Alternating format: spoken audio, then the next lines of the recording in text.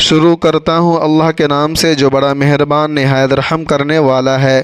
مسند احمد کی حدیث میں ایک عبرت انگیز واقعہ درج ہے جسے خود نبی محترم سرور کائنات حضرت محمد صلی اللہ علیہ وسلم نے سنایا، اور اس کی تفصیل کچھ اس طرح ہے کہ ایک دفعہ ایک شخص نبی کریم کی بارگاہ اقدس میں مسجد نبوی میں حاضر ہوا اور اس طرح عرض گزار ہوا: یا رسول اللہ، میرے والدین آپ پر قربان ہوں، میں یہ جاننا چاہتا ہوں کہ کیا کوئی ایسا مومن بھی ہوگا جو جہنم میں جلے گا؟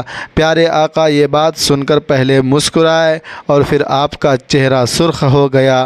سارے صحابہ بھی حیران تھے کہ ایک عام سا بدو اتنا اہم سوال کیسے کر سکتا ہے۔ پھر نبی کریم سرگوشی کو توڑتے ہیں اور یوں فرمانے لگے: ہاں، ایک ایسا مومن ہوگا جو جہنم میں گہرے کنویں میں 1000 سال تک جلتا رہے گا، اور وہ مسلسل گونجتی آواز میں یا حنان یا منان پکارتا رہے گا۔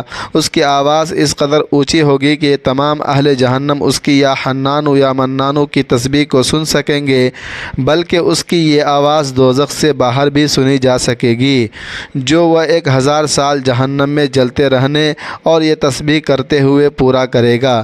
تو ایک دن اس کی یا حنان یا منان کی آواز حضرت جبرائیل علیہ السلام جہنم سے گزرتے ہوئے سن لیں گے۔ جناب جبرائیل علیہ السلام یہ جہنم کی گہرائی سے آتی ہے، یہ آواز سن کر رک جائیں گے۔ حضرت جبرائیل اللہ کے عرش کے سامنے حاضر ہوں گے اور سجدے میں رکھ کر خدا کی تسبیح بیان کریں گے۔ اللہ فرمائے گا: اے جبرائیل، سر اٹھاؤ۔ جیسے ہی حضرت جبرائیل سر اٹھائیں گے تو اللہ فرمائے گا کہ بتاؤ جبرائیل، کیا عجب دیکھا تو نے آج؟ حضرت جبرائیل عرض کریں گے: اے ہمارے رب، میں نے جہنم سے کھدی ہوئی ایک آواز سنی ہے جو کہ گہرے گڑھے سے لگ رہی تھی کہ کوئی پکار رہا تھا: یا حنان یا منان۔ اللہ فرمائے گا: اے جبرائیل، میں یہ آواز عرصے سے سن رہا ہوں، اب جاؤ جہنم کے فرشتے مالک سے کہو کہ اس بندے کو نکال کر تمہارے حوالے کر دے اور تم اسے میرے پاس لے آؤ۔ حضرت جبرائیل جہنم کے دروازے پر جائیں گے اور مالک سے کہیں گے کہ جہنم کی گہرائی میں موجود اس بندے کو اللہ کے حکم سے میرے حوالے کر دو، جو اس قدر شدید آگ میں اللہ کی تسبیح کر رہا ہے۔ یہ حکم سنتے ہی حضرت مالک علیہ السلام جہنم کے اندر جائیں گے۔ پیارے آقا نے فرمایا: جیسے ماں اپنے بچے کو پہچانتی ہے، حضرت مالک ایسے جہنم کو پہچانتے ہیں۔ اس کے باوجود آپ یا حنان یا منان کہنے والے شخص کو تلاش نہیں کر پائیں گے۔ اللہ اکبر! یعنی جہنم اتنی گہری اور بڑی ہوگی۔ خیر، نبی کریم فرماتے ہیں کہ جہنم کے فرشتے مالک جہنم میں یا حنان یا منان کی تسبیح کرنے والے کو نہ پا کر باہر آئیں گے اور حضرت جبرائیل سے عرض کریں گے کہ اے جبرائیل، جہنم نے گہرا سانس لیا ہے، اس لیے کون سی چیز پتھر ہے، کون سی چیز لوہا ہے اور کون انسان ہے، اس کی پہچان نہیں ہو رہی ہے۔ حضرت جبرائیل پھر اللہ کی بارگاہ میں سجدہ کریں گے۔ اللہ پاک ارشاد فرمائے گا: اے جبرائیل، سر اٹھاؤ، تم نے یا حنان یا منان کہنے والے کو کیوں نہیں لایا؟ جبرائیل عرض کریں گے کہ مولا، جہنم کے داروغہ حضرت مالک نے بھی معذرت کر لی ہے، کہتے ہیں کہ جہنم نے سانس لی ہے، جس کی وجہ سے پتھر، لوہے اور انسانوں کے درمیان کوئی فرق نہیں بچا، تو یہ سبھی جل کر کوئلہ بن چکے ہیں، کسی چیز کی پہچان نہیں ہو پا رہی ہے۔ اللہ پاک فرمائے گا: جبرائیل، مالک سے کہو کہ میرا بندہ جہنم کے فلاں گڑھے میں فلاں کونے میں اس طرف پڑا ہوا ہے۔ حضرت جبرائیل جہنم کے داروغہ کے پاس جائیں گے اور حضرت جبرائیل حضرت مالک کو یا حنان یا منان پکارنے والے کا پتہ بتائیں گے۔ حضرت مالک جہنم کے اندر جائیں گے۔ حضرت مالک دیکھیں گے کہ ایک شخص ہے، پاؤں اس کی پیشانی کے ساتھ بندھے ہیں اور ہاتھ گردن کے پیچھے۔ سانپ اور بچھوؤں نے اس کے گرد گھیرا بنا رکھا ہے اور وہ مسلسل پکار رہا ہے: یا حنان یا منان۔ حضرت مالک اس کی زنجیریں توڑ کر اسے جہنم سے باہر لے آئیں گے اور لا کر حضرت جبرائیل کے حوالے کر دیں گے۔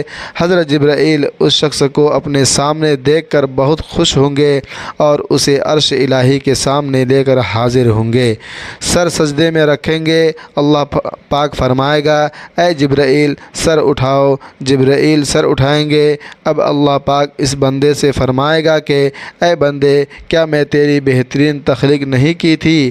کیا میں نے تیری طرف رسول نہیں بھیجا تھا؟ کیا ان رسولوں نے تمہیں میری کتاب نہیں سنائی تھی؟ کیا میرے رسولوں نے تجھے نیکی کا حکم نہیں دیا تھا؟ تجھے برائی سے منع نہیں کیا تھا؟ وہ بندہ عرض کرے گا بے شک میری بہترین تخلیق کی گئی تھی۔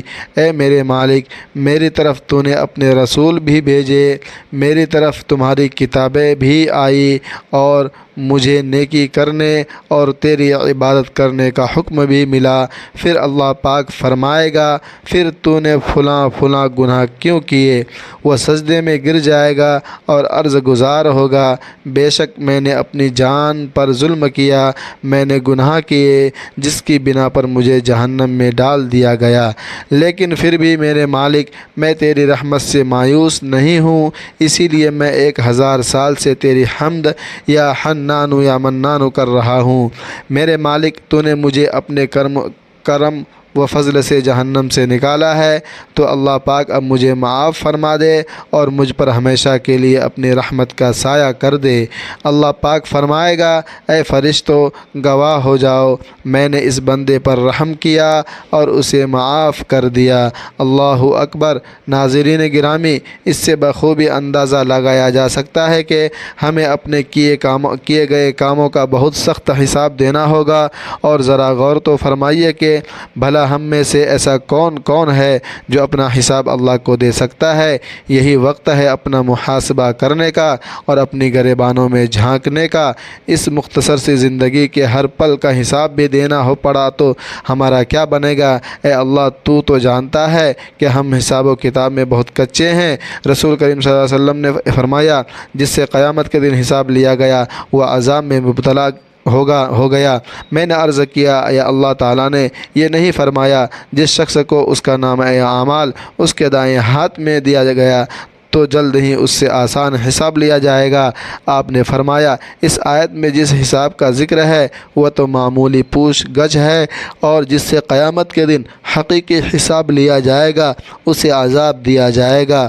پس اے اللہ ہمارا حساب نہ لینا اور ہمیں عذاب نہ دینا، اور نہ ہمارے والدین کا حساب لینا اور نہ انہیں عذاب دینا، اور نہ ہمارے بیوی بچوں کا حساب لینا اور نہ انہیں عذاب دینا، اور نہ ہمارے عزیز و اقارب کا حساب لینا اور نہ انہیں عذاب دینا، اور نہ ہمارے دوست و احباب کا حساب لینا اور نہ انہیں عذاب دینا۔ کمنٹ سیکشن میں آمین لکھنا مت بھولیے گا۔